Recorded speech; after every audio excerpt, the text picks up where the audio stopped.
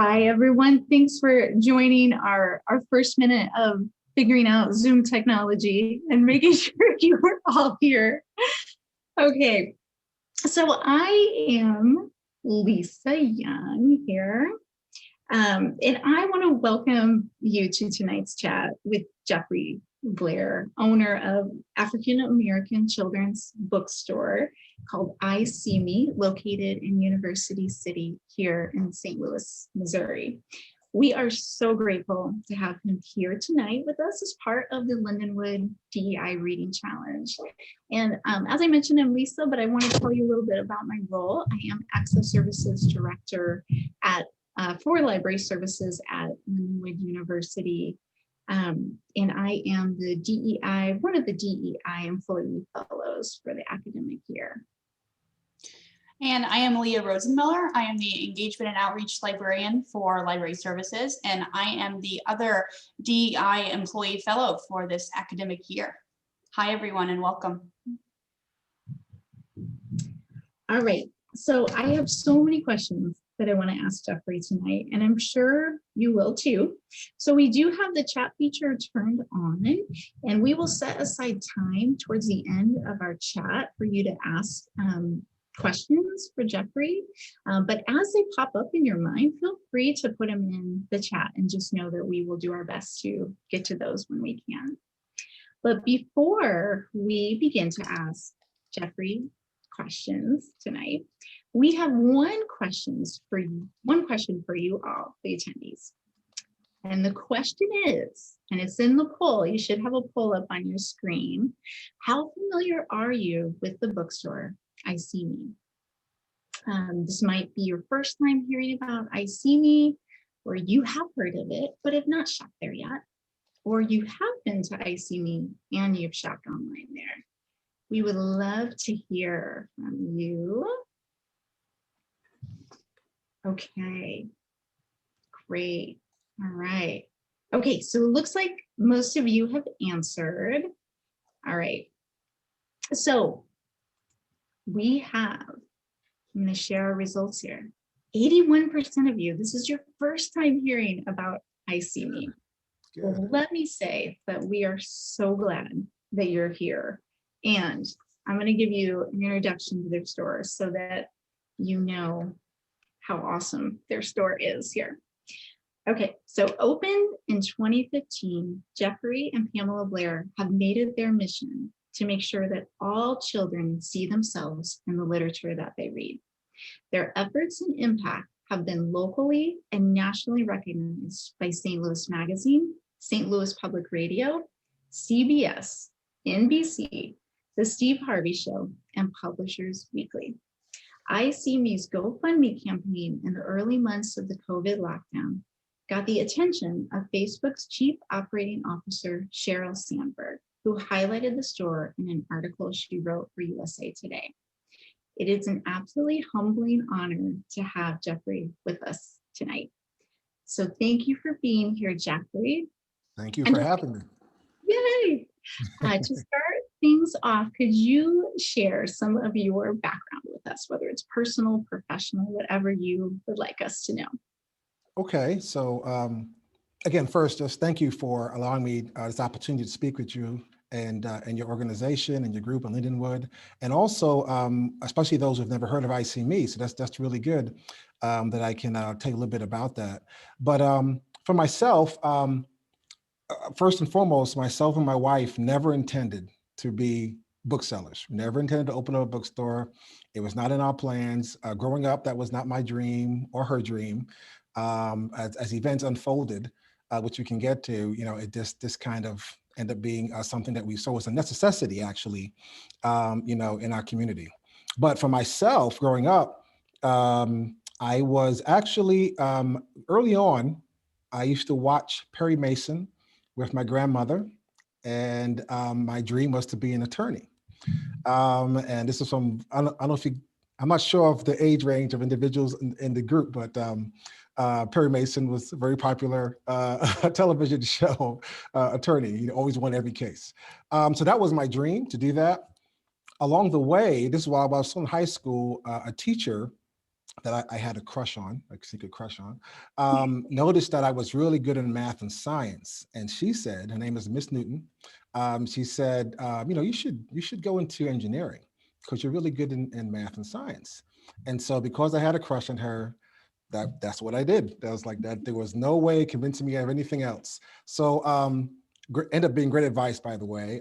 This is going back, you know, early 80s. I did that. I started going into engineering courses. I majored in engineering. Along the way, I actually had a computer programming course. And I found myself going to the library, working on a project, let's say at 11 a.m. I look back, you know, and I would go through and try to work on it, solve the problem, work on it, solve the problem. I look up at the clock, it's like 8 o'clock at night. And I was like, I've never spent this much time on anything and I feel it. So I decided to change my major to computer science. And that's what I did. I graduated a computer science degree and I started working in that field. And along that way, I met my wife in college. I went to school in Florida, but we ended up moving back to where we're from, which is the New York, New Jersey area, where our family was. We had our first child and started to build a family. And because my job was in technology, I've never had any issues finding a job. I worked in New York City, worked in Wall Street, worked in banking, just technology field, and I never had a problem. But along the way, that bug in my ear with law never went away. And we were always involved in community events such as mentoring to young people. And along the way, you know, I would always say, hey, follow your dreams, follow your dreams. And at one time, it just hit me one time that, hey, you know, my dream was to be an attorney. I'm telling them to do this, but I'm not doing it myself. And so I found out a way to go to law school. And so this is after 20 years of being in school. I have 4 children by now. But I worked full time, I went to law school in the evening, and eventually I actually got my law degree and graduated from Rutgers University in New Jersey. So I passed the bar, and this was 2008. And so this is during the Great Recession. So this is the worst time to change careers, but I tried anyway, and I went out there. I did work. I did work for a little bit. It was tough though. You know, it's going to be tough when your speaker at your graduation was like, you know, it's going to be okay. It's going to be okay. You know, but it's like it was tough.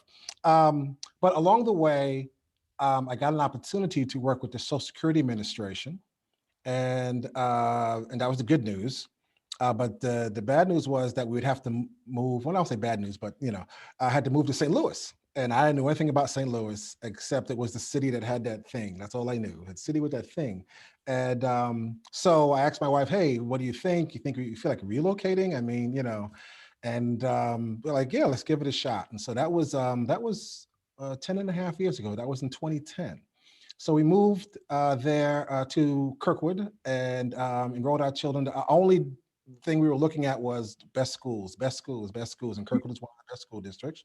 So we moved to Kirkwood, enrolled our children there. So they started in the, I have, my oldest was actually at that time in college. He had started college early.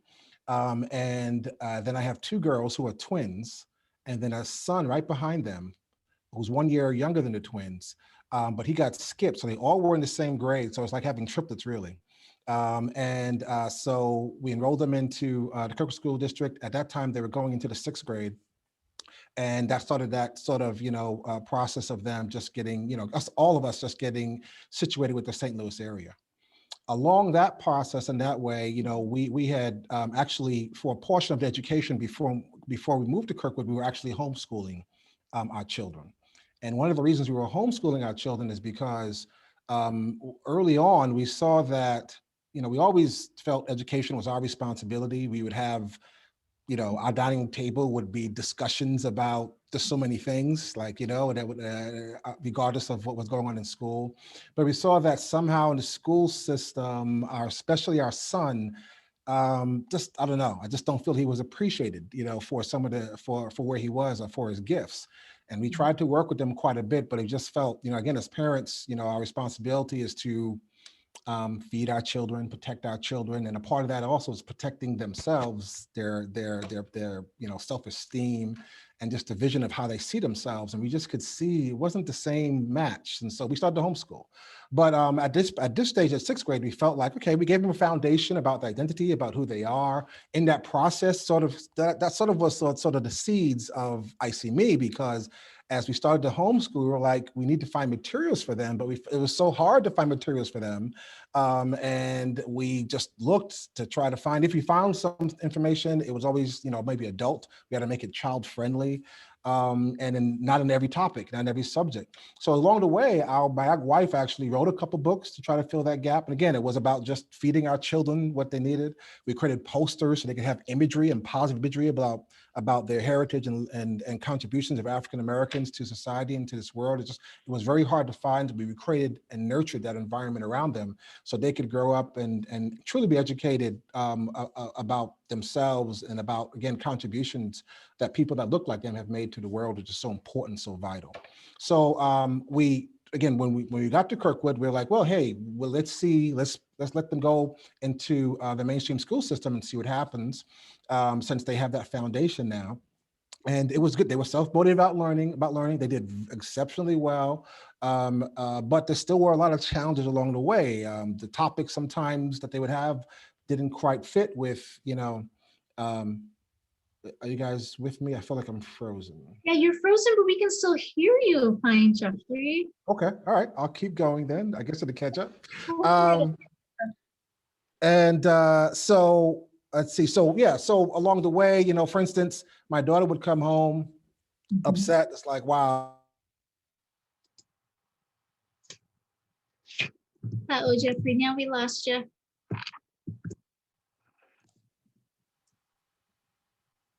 He'll come back.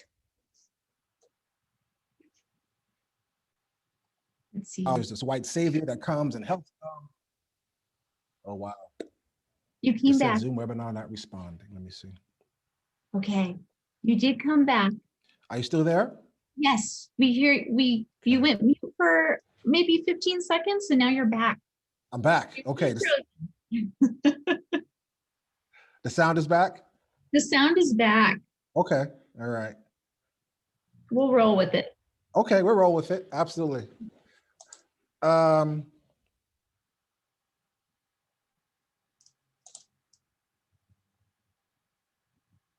I think he's gone again.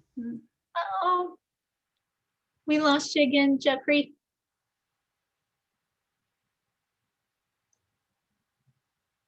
Technical difficulties, everyone. Hang with us. Yeah. Okay. You're back.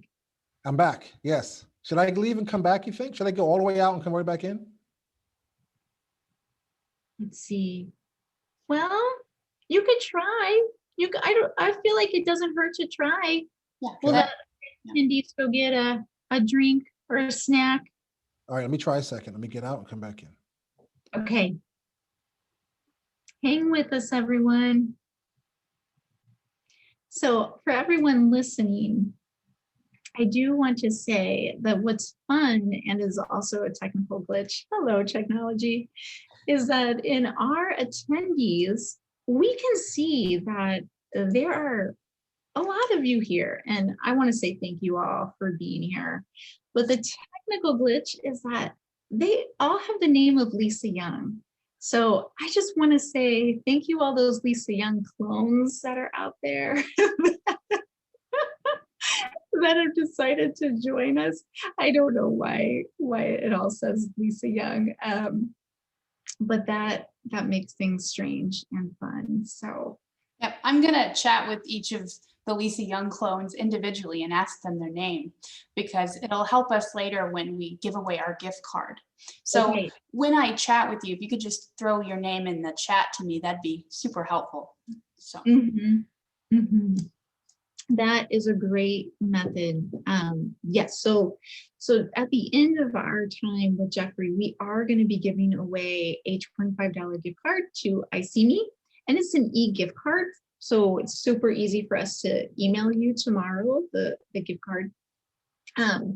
But our plan was to know your name, so that way we could announce your winnings. So we do want to know your name. You're back, Jeffrey. You're Okay. moving now. We can hear You you. hear me? Okay, good. We Good. can hear, we can hear you. Okay, pick uh pick up where you left off here. Okay. All right, good. So, yeah, I was saying my daughter, yeah, would just come home and be like, anytime we talk about anything African American, it's usually going to be slavery, Martin Luther King, or maybe some social problem. And that really just was frustrating because there's just so much to our current traditions. Yeah. So, but yet and still, because we had a foundation at home, we would continue to nurture them, answer questions. Many times the question would be like, okay, we're studying about the Ottoman Empire. Where were we during that time? Where were we during Revolution War? Did we contribute anyway? Were we there anywhere? And just trying to keep us as the center of the story and not like the side player, of the story and their own education. So they did very well, like I said, and a lot of times you get questions. Again, right here, there's no thought about any business or anything like that. But we get questions from teachers or we get questions from parents who would ask us, like, what is it, what is it, what is our secret? Was it more tutoring or something?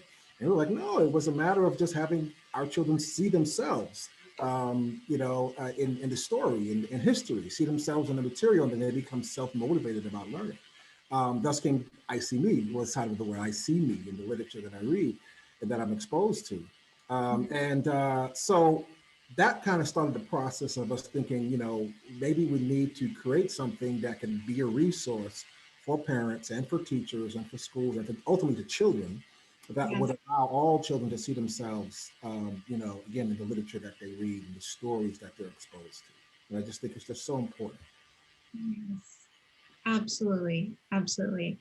I love your origin story of just how book selling was not in young Jeffrey, wee little Jeffrey's brain at all, and really came out of, your interactions with your children and their wanting to grasp education and wanting to grasp African American history and their place in today.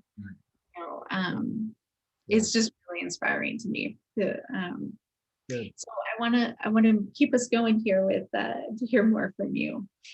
So can you talk to me about this now? Were you a reader? You talked about being at the library, but that really transitioned more to computer math science. Were you a reader, or are you now? Where does reading fit into you and your family's life? Yes, I've always been a reader. I love the library. I love to read. I love information. I just love information and figuring things out. So that always a part of it. Just but having children made it even more important because you need to have a question for your children, right? Again, it's not one of those things. It's like, hey, go read, and then I'm not reading, right? So yeah, always a reader. And so, along the way, there just were so many books that inspired me. Of course, I think one of the earliest ones I remember was like from a young age was Charlie Brown, one of the books. And one of the reasons I got the book was because the library was giving them away. I remember that part. It was at the park, and they were giving out books at the park. And I love Charlie Brown, and I really loved it when I saw Franklin be introduced as a character. This is the only African American character that got introduced. So I was like, wow, I loved it. So of course, as I got more mature and different things that I read, one of the biggest things that inspired me was the autobiography of Malcolm X was a big one for me. I just loved his story, and I don't know, just that the idea of his story, just reflecting the environment and times and his reaction to it, and his development as a person from one stage of his life to another, and so on and so forth. It just really, really impacted me. That someone could, with their life, make such an impact. So that was one early on. A lot of others along the way, of course. But it was my earliest time. Those were really powerful. Absolutely, absolutely. So do you still fit reading? Do you and Pamela still fit reading into your life now? Because I know you are very busy Absolutely. You know, that's the funniest thing. We have to, we got to be on top of it, but it's so hard to have time to sit down and read from cover to cover. So a lot of times we skim. But, you know, one of the things is that, that helpful to me anyway, is that we're a children's bookstore. So a lot of the books that we have are like picture books. So that's easy to go through really quickly. And there's some really interesting picture books that really have a lot of information in them. And are really, even as an adult, really, you know, satisfying. But yeah, no, we try to keep up with them as much as possible, but we definitely don't have as much time as we would like to read the title that we are interested in. Yeah, gotcha. So one significant piece that I want to mention about your store is that you not only sell children's books, you also sell adult books and books for parents. Can you talk about that? Yeah. Yeah, absolutely. So, you know, we first started, like you said, we opened up our brick and mortar bookstore in 2015. You know, children's books, and we started to grow. I mean, not right away. It took a lot of time. We were looking for customers that would come through the door, and just learn along the way. And but you know, we started to grow a bit. And in addition to while the children were like reading the children's books, parents are like, you know, there's something for me. Like I like something for me. So we started to actually introduce and expand sort of our adult sections as well, for parents and even for teachers. Because a lot of times, you know, we work with schools and teachers were like, you know what, yeah, I want to understand better how I can introduce multicultural books in my classroom, but I'm not sure how, you know. I mean, if you're in history class, it's probably easier. If having science class, how do I do it? An art class, you know, things like that. And so we'll have resources here for teachers to assist with different things like that, you know. So yeah, we have a pretty robust adult section as well. Awesome, awesome. So another thing I want to ask you about for your store, you and Pamela are so community minded with your message and with your store. You are not just a place that sells books. So a couple things that have stuck out to me is that one thing that you have a nonprofit arm of your business, the EyeSeeMe Foundation. We also noticed that you have an internship program where you are building up young professionals. Can you tell us more about what you're doing with those two initiatives? Absolutely. Yeah, no, that's a good point because, you know, the truth is, like I said, we didn't start off as a business really. It was sort of, we started off working with the community first. We worked with a lot of, actually helped create a lot of like youth programs as well. So our focus has always been on the community part. And the bookstore is really a mechanism to really help empower the community in the first place. So in the foundation piece, you know, as we started to grow, like I said, we did start to grow. Our focus again really was, like our children, helping African-American children or other children who don't necessarily see themselves in the books that they read, carry books so that they could identify and become self-motivated about learning and be engaged. But along the way, also we found out not just African-American children, but all children need to be exposed to positive African-American imagery, right? And so what we saw is that our customer base was not African. A lot of them were not African-American. A lot of times it was based upon socioeconomic basis. So in St. Louis area, as you know, the county is more affluent, let's say, than the city. So we started doing a lot of book fairs in schools, and we would have events in some more affluent areas. Absolutely, they would buy books, they would buy 3-4 books, they would not a problem, would be very profitable. When we go to poor areas, which a lot of times is predominantly African American, which is really why we started in the first place, we have the children excited about the books, but they were like, I can't afford the books. I'm like, you know, you can't just chase the money, right? I mean, our focus really is making sure that, you know, those who need it the most actually get it. But we can't stay in business if we don't have a mechanism to, you know, to be profitable. So, so we started the foundation for that purpose, to try to raise funds and do different programs. So again, that all children could take advantage of again, seeing themselves in the books that they read, regardless of their socioeconomic status. And so out of that, we've made many numerous donations to families or even to schools in order to help, you know, make sure that we can, you know, add books to their classroom and to their students. We just did a program actually just before COVID hit. It's with another university and with the Barack Obama School and ourselves, and using the foundation, we raise funds so that every child in that school, was able to get a free book to take home. So things like that, we really try to partner, because again, the biggest important piece is making sure our children are empowered. And again, just that point is just so important. Really, the center of this is all the children. I do a lot of Black History Month events in school before COVID in person. And I remember one event where I was at, it was a middle school, and it's about maybe 50 children. It was diverse, mixed Black and white children. And started by saying Happy Black History Month. And they replied back, Happy Black History Month. And I raised my hand, and I also said, well, why don't we have a White History Month? And I always like to get them thinking. And so it was quiet. It was really quiet. And then one brave Black girl raised her hand and said, because they have too much history to fit in the month, And at first I chuckled, but then I started to be like, no, don't think that. Because I started to think, what would make her come to that conclusion, right? Somehow or another, the education that she's getting in a great school district made her to come to the conclusion that somehow some other people has a greater and more vast history than she does herself. Their history couldn't fit in the month, but her history could. There's something wrong with that, So again, a part of what we're doing is we have to be profitable. It has to be a business, but the underlying thing is much deeper. There's a much deeper issue in our society that we're trying to help alleviate. Amen. Amen, Jeffrey. Mm-hmm. Thank you for sharing that. Absolutely. It's powerful stuff. So Jeffrey, kind of segueing off of that, so the reading challenge that we have at Lindenwood, we really are wanting to learn and to grow and connect and just grow in our empathy, grow in our understanding, and just be better citizens, that we believe that reading can change minds and hearts and can change the world. Do you have advice or messages that you have shared in your work that you have done for reading and becoming better citizen?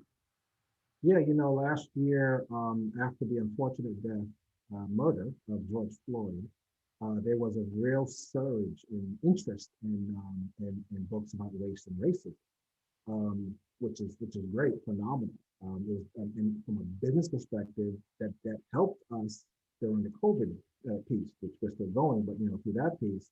But also just again, the underlying thing is that people are like, I want to know more. I want to know more about this. That's really great.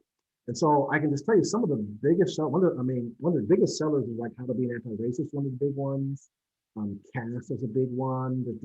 There's just like a handful of ones that you guys probably have already heard in the news and so on and so forth. I think those are great, and I think it's important to do that. But I think also, a lot of times I'm dealing with from a parent, teacher, child type of relationship, and in that in addition to educating yourself, you also want to educate your children. And I think it's a family thing, right? I think the idea of including different perspectives in different topics and different areas, not just in quote unquote social problems. So yeah, I think it's educating about race and issues about race and racism that are there. But I think it's also about expanding out to see that there are other topics and areas for the discussion that can also help level that. One of the reasons that in our thing, especially dealing with children and parents, that we realize again, we were thinking, and then we still do, African Americans need to have this imagery to see themselves, but also, as we said, non-African American children need to have the imagery too, so they can see other people other than themselves in some of these roles as well. And I think that that's a part of it too. Yes, hitting it head on about here's race and racism, and this is how we have to learn and understand, but also understand how we exist in other areas outside of social problems and things like that. So an example that you think about a few years ago was the movie Hidden Figures. You guys saw the movie Hidden Figures, and how African-American women contributed to the space program. Who knew? The first computers were women, right? Who knew, right? And I'm a computer guy. I've never heard that story, right? So, of course, there's elements of race in there, things like that, but just the idea that, we belong everywhere. You know what I'm saying? It's that sort of normalization of that. It's just I think that's a part of it. And I think that's a part of it. I think a part of it too is just expanding um, um, into understanding not just how everyone fits into this, but also what is unique in some of those cultures as well. In our African American culture, being exposed to those type of things as well sort of helps that as well. So again, it's just taking away that otherism outside of it. I think is a helpful way to get there. Absolutely. Absolutely. Okay. Um, can you tell us how we can support EyeSeeMe? Can you talk a little bit about events or social media? You had mentioned in our pre-webinar start that EyeSeeMe is open right now with social distancing in place, I'm sure. But yeah, tell us a little bit. Yeah, we're open. We're in University City. I'm open. We're closed Sundays and Mondays, but from Tuesdays through Saturdays, we're open. And for in-store, which of course, mask and social distancing, everything like that. We also do curbside as well. We continue to do that. But we also ship all over the world. Our website at www.eyeseme.com is up, and we have our books there from children to adult. So definitely go to our website and search. If you don't find it, what you're looking for, call us or email us, and we'll be able to find the books for you. We're a full service bookstore. Also, we're on social media. We do a lot of social media work trying to just expose the need and why it's important for us to have diverse literature. So you can find us on social media, on Facebook. It's on, at EyeSeeMe, on Instagram, at EyeSeeMe_bookstore, on Twitter, YouTube. So we do, but we're primarily on Instagram and Facebook. They can find us. If you go to our website as well, you can sign up for our mailing list. We can send you that information and when books are coming out, different events that are happening. We have a couple of events that are happening this month. There's a book, I should have had that close by. I don't know if you guys remember, there's a book that came out late last year, and it was based upon a viral video of a mother, African-American mother, who would tell her little son this affirmations every morning. And she taped him, and then somehow it got picked up, and his family was on Ellen, they were on The View, and it grew into the fact they actually had a book. And after some affirmations, little African-American boy who walked down the street and he would say, I am smart, I am blessed, I can do anything. And so they made it into a book, and it's just a beautiful story. So we actually have a pivot that we're going to be interviewing the authors of that book actually next on the 13th. So the 13th. So if you go to our website, you'll be able to see and sign up for it. We'll also, just have a lot of different things like that. We also, during this journey, have been in touch with a lot of local authors and trying to create a platform so that local authors can get their voices out there as well. So we'll do a lot of work with them as well. So definitely just going to our website, coming into the store, following us on social media, donating to the foundation if you so fit. Also, one of the things that we did, we created a book box subscription service. Especially, we had it before COVID started, but it became vital for parents after COVID started, and where you sign up with your child, you put their age and grade, and then we're able to send out a book box every month to that child so they can build up their home library. One of the things that we found out in the research that shows children excel best when they have their own home library. Books in the home is the #1 predictor of academic success. So we've been trying to really push to make sure that parents are building up their home library. So that's why the support as well is, signing up for that, or even donating to say, I'd like to donate a few book boxes, maybe for some families would be helpful as well. So those are a number of ways that you can support us and help us in our mission. Awesome. Thank you, Leah, for putting the. Yes, there you go. Thank you. I see it. Yes, that's right. That is great. Okay. All right. So I want to bring Pamela into this mix because she is as much of a part of EyeSeeMe as you are, Jeffrey. Can you tell us, with a husband-wife duo, book-selling owners and foundation leaders, what are your roles? How do you divvy up who does what? Okay. First and foremost, she's the boss. That's number one. That's how so we that's clear. But really, no, she's it's like 24/7, right? She's really the one. She's the inspiration of this. Actually, she's the one who really would start out when we first started with our own children. Did the research to go out and really try to find books, and what she couldn't find, she wrote a couple books herself. And so she continues that where she was so busy.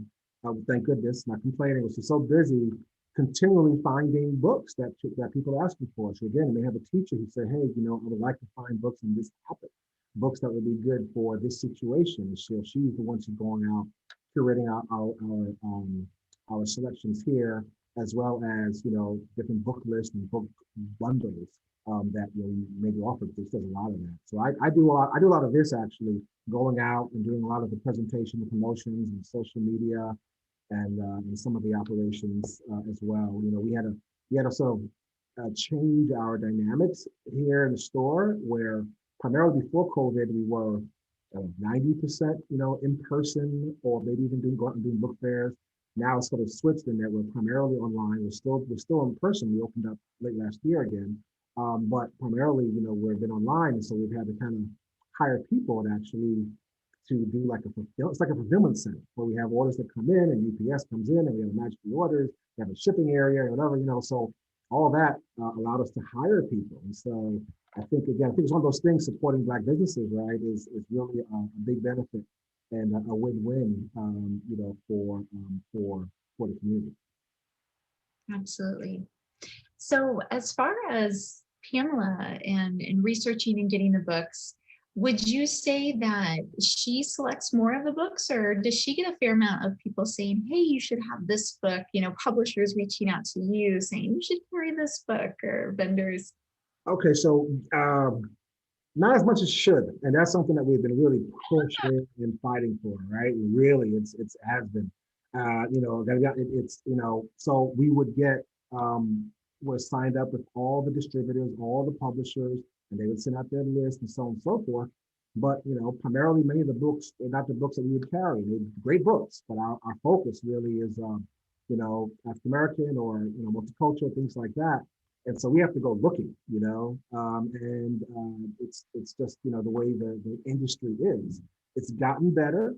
To be honest, it's gotten better. Hopefully, our pushing and our sales has helped with that somewhat, to say that this is, especially last year.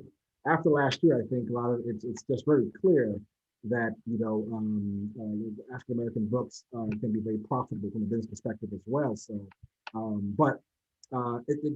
I think it's been a lot better, but most of it has been Pamela trying to go and search and trying to go look and trying to pull and ask and request. So that's still the truth today. That's awesome. Well, I certainly hope that it is getting better, and I wanted to do our part to make that change.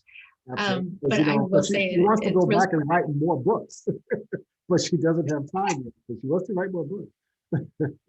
We just talked about that earlier today, as a matter of fact. So that's so funny. I love that she curates, so that she handpicks, so if we see it in your store, we know that Pamela has given it the stamp of approval, and that's meaningful. Absolutely. So let's talk about joy here for a minute. What is the most life-giving part of what you and Pamela are doing in the bookstore and the foundation and community? When we get a phone call or a letter, we've gotten numerous letters from individuals who would say, I remember one from two stories. One was from a teacher, and she had a little girl who was, she was Muslim, and she never engaged or interacted in class, even during they would do story times. So in our book, so again, African Americans primarily, but we also have Muslim, Latin American, Native American, Asian, we all different types that are not always in the mainstream. And so she got some books here that talked about, about Muslim and Islam. And she read it in the class. And when she opened it up, the child was interested and the child was engaged. The child went home and told her mother. And the mother called to school and asked, wow, she can't stop talking about this book. And so she ended up getting it and just started that whole conversation. So just that idea that that child was able to see herself just, I don't think I'm speaking too much. It changed her life, you know what I'm saying? And to have that impact, to be able to assist and to help someone be able to reach their potential, I think there's nothing more satisfying, than that. The other story I remember was I was having a meeting with an individual, a middle-aged man, had a family and everything, and he had African American, and he came in. I was finishing up a prior meeting. I said, just hang out in the store a little bit, and then I'll give me like 5 minutes. I hung out in the store. I finished up my prior meeting. He came and sat down, and before we started to talk, he started to like tear up, and I'm like, I didn't quite get it. I kind of thought I knew what was going on, but because I've seen this a little bit before, um, and uh, and he said, I just was walking around the store and looking at all the books, and every cover sort of reflected me. I could see that it had a total different effect on me. I'm like, well, my life had been different if I had these books when I was there. That's what he said. And again, just the impact and being able to, help, even in any little way, someone to see themselves in a different light, in a positive light, to help them, move forward. That's beats, anything, because that really is a joy spot, as you mentioned. That's so awesome. Thank you for sharing. Those are great Yeah. stories that just give us a tiny snapshot to the big picture of what you were doing. And I don't think I'm misspeaking to say I'm sure there are thousands of stories like that and you just don't even know. But thankfully those are the people who told you, but I'm sure there are thousands out I gotta say, those stories usually come at exactly the right time, and we're like, man, I don't know, this is too much. I don't know. Maybe we should. This is too much. It's too much work. Maybe we should move on. Then we get that. We're like, oh wow, we can't stop now. So it's so we're thankful for the journey. Awesome. Okay, so at this point, attendees, I could keep asking questions and picking Jeffrey's brain, but I want to open up our chat box for questions that you all have that Leah can then read aloud. Okay. Yeah, so just go ahead and first of all, thank you everyone for putting your name in the chat box. So now it's time for questions. So I'm just kind of going to go through them in order as they come in and go through them and ask them to you, Jeffrey. We have one that as you were answering questions came up. So the question is, how are you guys giving back to the community? I saw online the foundation. How does that work? Yep. So kind of mentioned, as people donate, sometimes we have specific projects, like I mentioned. There's one that we had with the Barack Obama School, where we were giving every child a book. And so when individuals could donate and then sort of target and say these funds will go towards this project. We were doing a different project too, a Book Angel project we were doing another school as well. So sometimes it could be like something like that, where we're partnering with the school and raising funds to make sure that we either maybe do the classroom or the library, or maybe the children to take them home, whatever that may specific project and need may be for that school. We did something similar with the Hickey School as well in St. Louis City. And then also, or it could be something like someone donating for a book box. And people may say, I would like to donate a book box so that this book boxes or whatever number it could be, children could receive them, at their home who are in need. Or it could be just a general, whatever the projects that come up, it's okay to utilize the funds for that. So those are things, but primarily book projects. We sometimes when we were open, we would also do even maybe events, like we would do programs in the summer, literacy programs or public speaking programs, or we had just about a year before COVID hit. Actually, it was more like 6 months before COVID hit, we had moved into a larger space. So when we opened up in 2015, we opened up into a space that was 3 times larger. And one of the reasons was, number one, because of inventory expanded, but also we wanted, like you mentioned, we didn't want to just be a place or pick up a book and go. We wanted a place, a community's place where we could have classes and author visits and just have a space where people can come and actually, participate and connect and be a village. And so, COVID kind of shut that down for a little bit, but hopefully we'll come back to that. So sometimes we'd have programs and some of the donations go towards some of the programs we'd have for the community as well. Those are some ways that the funds are utilized for the foundation. Okay, thank you for answering that question. We have another one that one of our history professors at Lindenwood submitted. What is one thing about African American history and culture that you wish you were taught in school? Contributions of African Americans, even outside of the civil rights struggle. Like I said, hidden figures. I mean, I was going technology anyway, but can you imagine if that was not Katherine Johnson, there's so many books on her now and posts and things like that. But I just think about myself or, even like, maybe women or African American women could see at a young age that this is a space that you could be in, who knows how the world could be a little bit different. So I'm glad it's happening now. That's one. Another one is Black Wall Street. I remember the first time I was an adult, I was actually, was I married or dating my wife? And we were together. And actually, interesting that we went into a Black bookstore. This is, again, I was young in my 20s.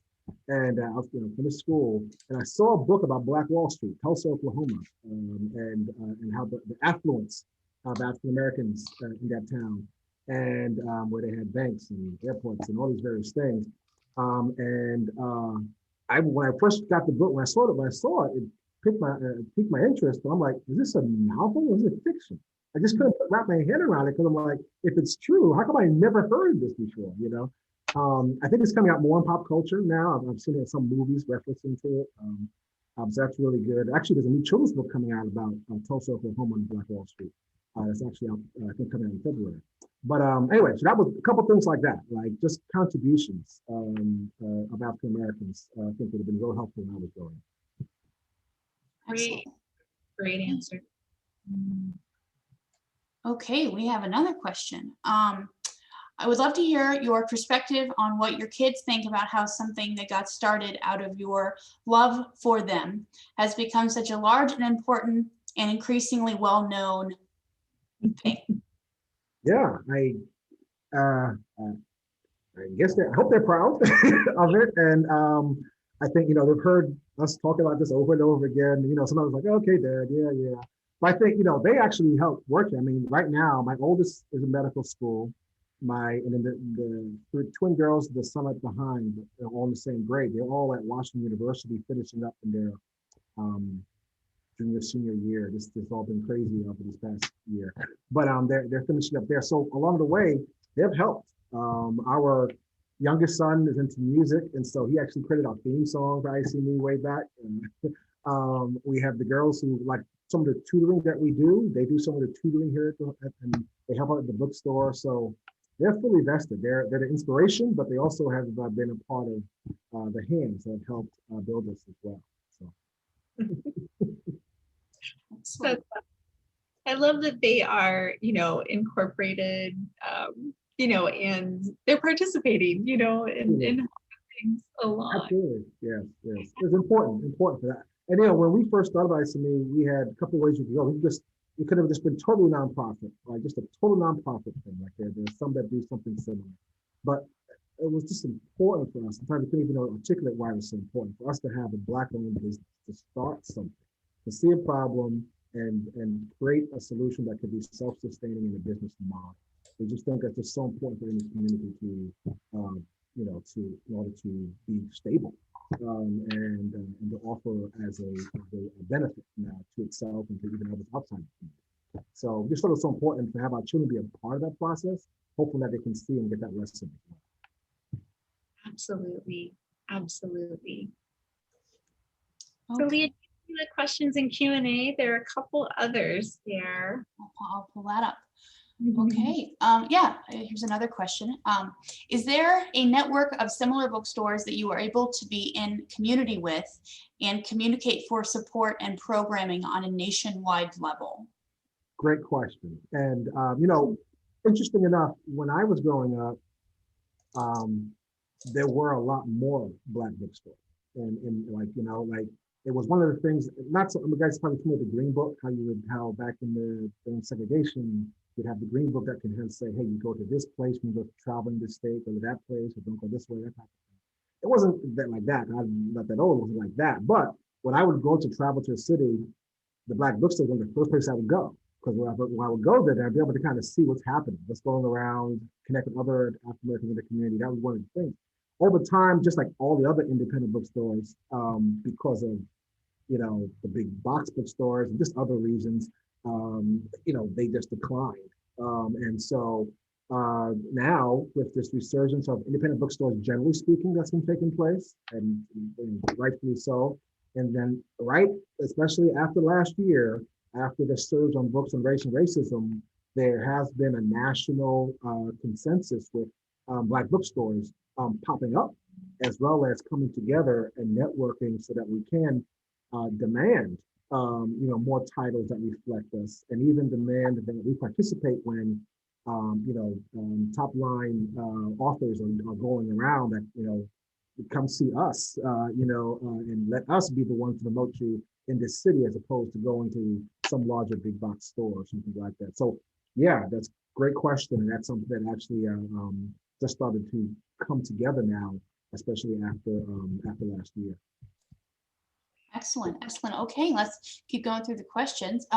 You mentioned this a little bit in one of your previous answers, but this is a question from one of our children participants tonight. How old are your children now, and what are their pursuits? Oh, great. Okay, so my oldest child, his name is Jeff Jr., and he's 20, he'll be 28 this year. Yes. And he's actually in his third year of medical school, right? So I have twin girls, and who are 21, and my son who's 20. And they're all at Washington University. My oldest daughter, I say oldest because she's a few minutes older, but Sarah doesn't like that. Naomi, she's actually creative writing is her major.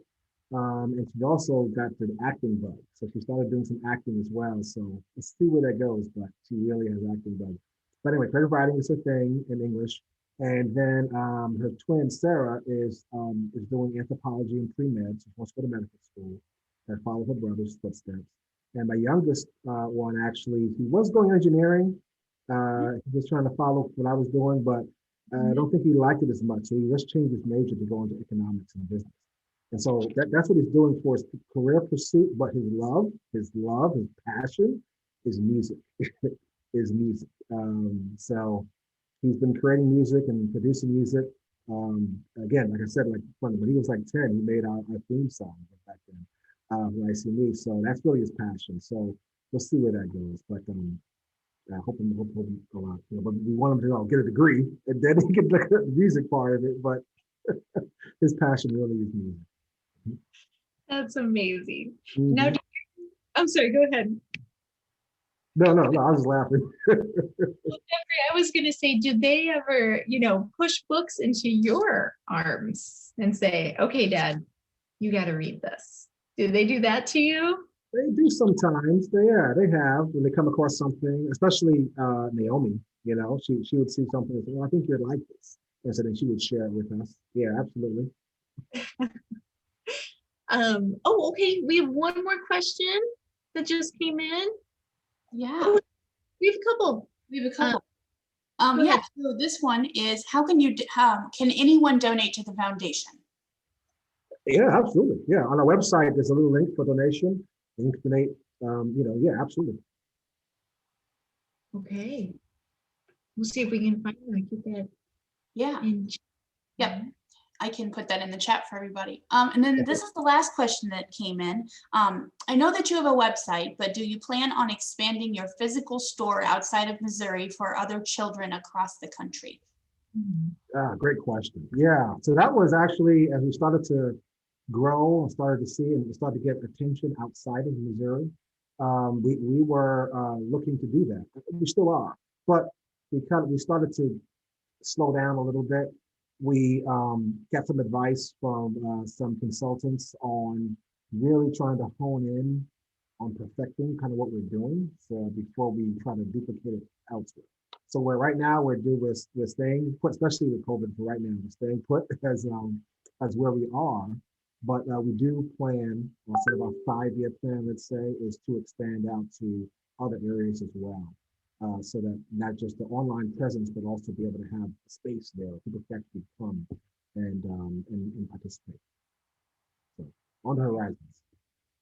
And we've had requests. People because I'm like, yes, let's take our time because we want to do it right, and not rush. Sure, every city wants an EyeSeeMe. Oh, look at that! Absolutely, that's it. Yeah, speak it into existence. There you go. Okay, I am going to start winding us down here. I think our questions have come to a pause here, and thank you all for those great questions. So before I start concluding us, I would like, if you can, to use the chat feature and let us know just one thing that you're walking away from with this. What's one nugget that Jeffrey shared that perhaps has inspired you, or what's one action step that you're going to take? And whether that could be following EyeSeeMe, or whether it's giving gifts for your children's teachers as from EyeSeeMe gift stores or the book boxes, just share in some way that you're inspired. I think that would be really cool for Jeffrey to see come in. So to conclude here, I want to share my screen real quick to do a thank you. And I'm going to share my thank you. Can everybody see my thank you slide? I'm just going to do a beautiful screen here. Okay, great. So I hope, and Leah and I's hope, and I'm sure Jeffrey's hope is as well, that you, our attendees, can walk away with inspiration just for learning, for growing, for being better to one another. I think for me, I'm most inspired to continue to look for the contributions of Black history, of Black present, and to celebrate those contributions more. And to make sure, I have 2 children, and to make sure that we are learning about the contributions as well. And they are present. And I just want to say thank you, Jeffrey, for speaking to them so well tonight. And so I also hope that you have some inspiration to perhaps read, but I also most importantly hope that you have a new bookstore to support. Mm-hmm. And I have to give a shout out, a little promo for our DEI reading challenge. If you are now inspired more to read more diversely, and if you are a Lindenwood staff, student, or faculty, and you want to be a part of community of readers who are wanting to read better and be better, and earn free prizes along the way, I should say, we're going to put a link in the chat as well for that. But it is giveaway time, so super fun time here. I am going to, can you all see the chat? I just want to, can you give me a thumbs up if you can see the chat, even though I'm sharing my screen? Okay. I can see it, yeah. Okay, perfect. I just wanted to make sure I wasn't blocking with my thank you slide here.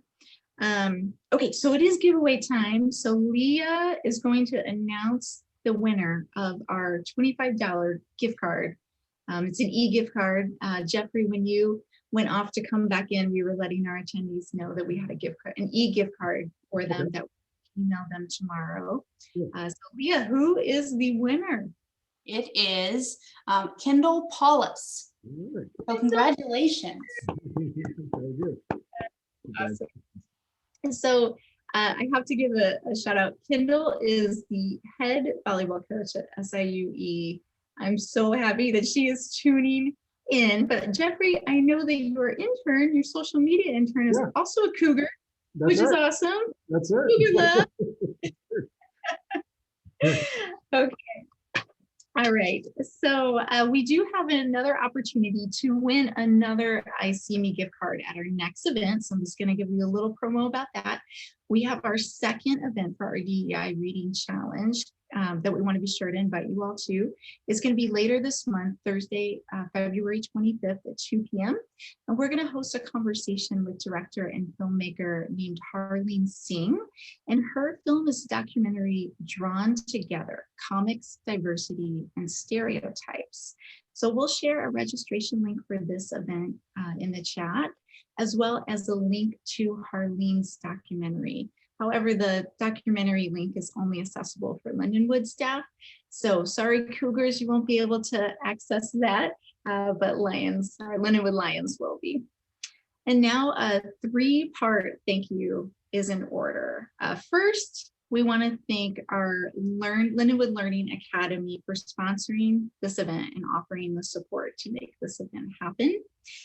And then above all, thank you to Jeffrey and Pamela in spirit for sharing your heart, for sharing who you are, your story with us, and inspiring us all with your message and your stories and your resources. So we have an honorarium gift for you that we will get in the mail tomorrow to you as well.